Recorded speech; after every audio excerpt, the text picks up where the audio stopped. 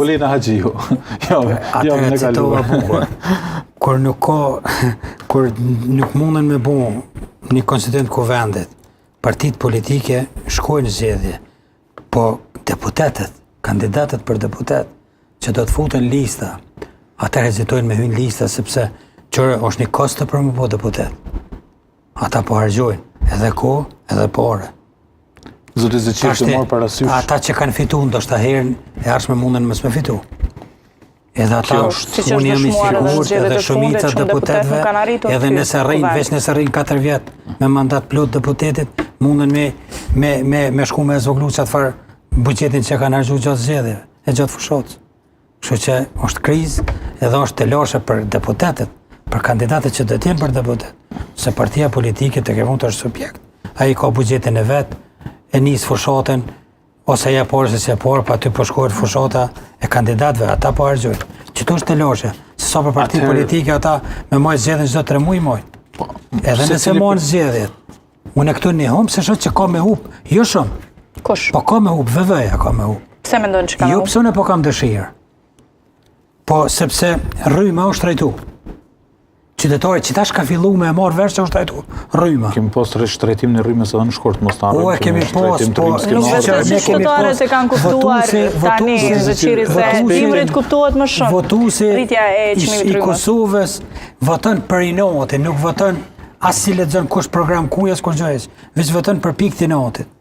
Unë kam marrë me njerëz që e vdojnë VV-n edhe thotë e votoj VV-n, s'ka lidhje kur gjë më s'bën. Unë kam marrë me njerëz që kanë votuar VV-n kanë thonë jem duke votuar vën veç për inotit që saj partia ose saj partije. Është legjitime. Jo, inoti, s'ka legjitime inoti. Është legjitime. Po tash duhet me hek inotin, duhet me kqyr. Pse duhet me votu qëtë parti? O ka punon. Çka o ka bën? O ka bën rrugë, o ka bën shkolla, o ka rrit rrogat, o ka rregullon mirëqenien e qytetarëve. Çka o ka bën këtë? Kjo ka premton kurse s'o ka bën. Kjo s'ka pikë fuqie. Ç'është të më shku? Ndoshta populli voton më shumë për individin, që në këtë rast është kandidatja për kryeministër, se sa për programin. Jam i sigurt që ka më rrosë numër votuesve. Zoti Zeqiri. Me ramin e numrit votuesve, një parti djegët. Do të veç një sen të kuptojmë shumë Zeqiri konsiderojnë që djegët vetëvendosja, më pas për ta shtuar. Në rregull. E dua edhe komentin tënd se kush djegët. Ta kuptojmë shumë qartë se për shembull zgjedhjet nacionale ne kemi një farë voti që shkon përmes frymës. Në këtë rast për shembull kemi aktualisht frymën e Albin Kurtit. Tash e dy palë zgjedhje. E tha dhe Afrodita, votohet për individin, votohet për liderin, jo për partinë. Kjo është problematika, kjo është çështje që duhet mushtru në një farë forme, duhet edhe më diskutu, më bën një diskutim publik rreth sajna. Edhe një farë forme më mësu dhe qytetarit që mos e jep votën pa e po programin çka të ofrohet ty prej partive politike. Jo hiperbolizime, miliarda, miliona, po diçka konkrete cila parti ofron. Që votohet tamam saktësisht për individin e kemi një shembull lëvizjen vetëvendosje, e shohim zgjedhjet lokale, zakonisht në zgjedhjet lokale dështon 3 deri në 4 komuna maksimumi arrin me marr. E kjo dëshmon që votuesit e lëvizjes vetëvendosje nuk janë votues besueshëm të lëvizjes vetëvendosje, po janë votues të Albin Kurtit.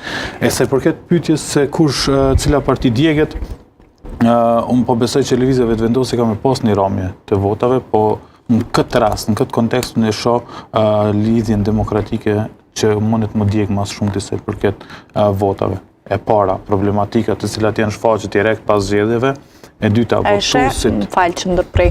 A e sheh rënien e LDK-s si diçka që Kurti i ka provokuar më së shumti, themin thojza, provokuar kur flasim për ftesat e vazhdueshme dhe refuzimet e vazhdueshme që Abdi Gjiku ja ka bërë Kurtit. Unë thash më herët, Albin Kurti është një lojtar shumë i mirë, edhe e din ku të godas.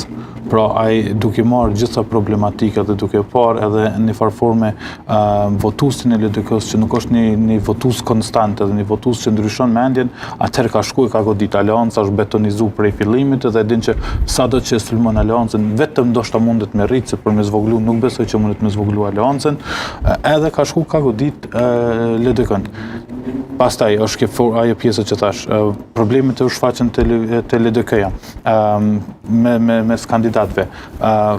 Një farë forme qëndrimi tënve që na nuk shkojmë as me Albinin, po as me opozitën, ofrimi me një qeveri tranzicionale, gjitha këto bashk e vendosin ato si një pikë shënjestre të qytetarët e Republikës dhe po besoj që fatkeqësisht LDK